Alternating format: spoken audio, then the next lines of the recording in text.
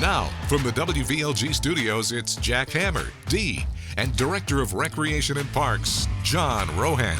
Rohan. It is time for the Recreation and Parks Report. So what's happening? Oh my gosh, what isn't it? First day of fall was yesterday. I believe I did my math right. Yeah, and, it was. Kicked off. We missed it. It's 90 degrees out. You just That's Florida's first. Yeah, it's tough to go with the pumpkins and the,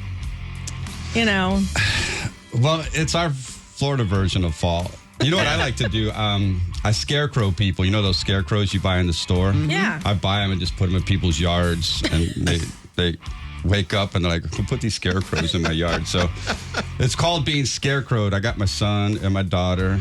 Got some neighbors. So beware, the scarecrow man is out there. Oh, okay. So if you find a scarecrow in your yard, it could be John Rohan. You know, it's a fun thing to do. They're a couple bucks. You put them out in people's yard. And you come out there, and it's like, that's the signal fall is officially here. Yeah. So that's why we do it. And fall is here in Rec and Parks. We had the Tea Expo on Friday. Oh, how did that go? It was slam-packed, full of people. Nice. You know, every room was full. Yeah. Parking lot was full, overflow down the road a little bit. Wow. You know, it just shows and demonstrates our residents want to be engaged in the lifestyle. And the energy was off the roof there. You had music playing, you had demonstrations, you had painting, you had, almost every instructor was present. And it worked out just how we visioned it, thanks to Melanie and her team. Takes months to orchestrate. Yeah. Such a huge event where the entire center is being used with demonstrations and instructors. And then, of course, the brochure came out and people were walking around with their brochure. So today, guess what starts today? registration. Yes. I was ding, just ding. getting ready. Jack, you with me? Thank you. I'm with you. Registration. Registration. Registration kicks off this morning.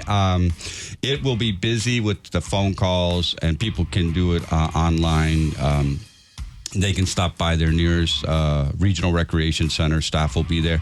And if you're not sure and you need a couple more days, grab that catalog, take a look at it, peruse it, circle one or two of the classes that you want to take. I just thought about it. So say, do you have to go to the rec center where that course is being offered, or can you register at any recreation center? That's a great question. You can register at any of the regional recreation centers. You can actually do it online. You can go and create your own portal. We talk about the Active Net recreation management software that we utilize for our registration facility management. You actually can go on there, or if you already have an account, you can go on there, create your account, and go right into the portal and pull up the T catalog and the courses and actually register online. We have about 70% of our folks who register for T classes do it online. Oh, good. Oh, that's So, terrific. so it shows that our residents like the technology aspect of it. But if you're not sure and you need some help with registration, you can go to the Regional Recreation Center, and the staff there will be glad to help you out. And got the lobby set up there. We can sit down and work with you on that. But it's going to be a busy day at the Regional Rec Centers. I'm really excited about that. The next thing that we're working on is, we have our T instructors, and then we also have our 3,000 plus resident lifestyle volunteer group leaders. Right. Every year we renew their facility permit. So the RLVG leaders will be getting an email this week that talks to them about their permit will be available starting on October 1st, which is, I believe, is a Tuesday. Yes. So they can go to the center. This one is they will go to the center where the region that they meet in. So if you meet over at La Hacienda, you would naturally go to La Hacienda Center to get your permit. Or if you meet at Chula Vista, you would go to La Hacienda. So you would go to that regional rec center in the region for which you meet at. Yes. And then they will give you that permit, and that will start for September of 25. So we actually book things out a year plus. Oh, wow. And the numbers are staggering. We have over 3,000 different permits that will be printed. but the hours of use is about 285,000 hours of reservation. Wow. That's that amazing? a lot. So there is a lot of lifestyle activities and programs going on between the resident lifestyle volunteer groups, the Enrichment Academy program.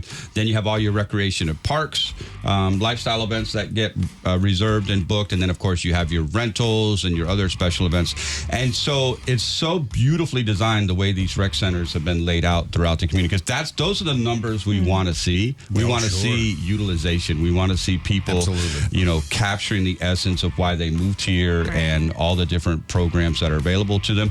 But there is a tremendous amount of hard work, one of our core values by staff and the team putting all this information together, because, this is what we read about in the Rec and Parks publication.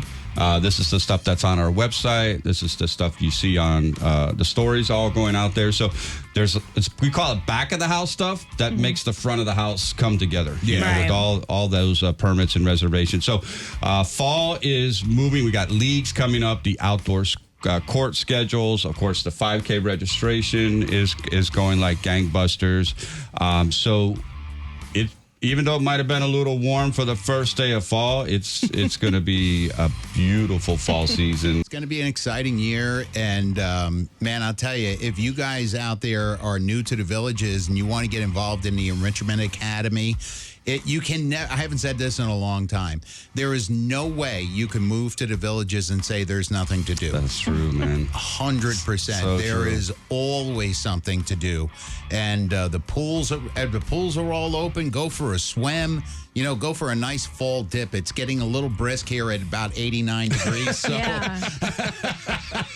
But there's always something to do. Go to districtgov.org, and the District Gov publication comes out Thursday with the Villages Daily Sun. Right. So give it a look over. If you're new to the Villages and maybe you missed the expo, still look through the publication. That's right. There's so much in there. Yeah. And as always, if you got an idea for a club that's not in the Villages, I can't imagine what that would be.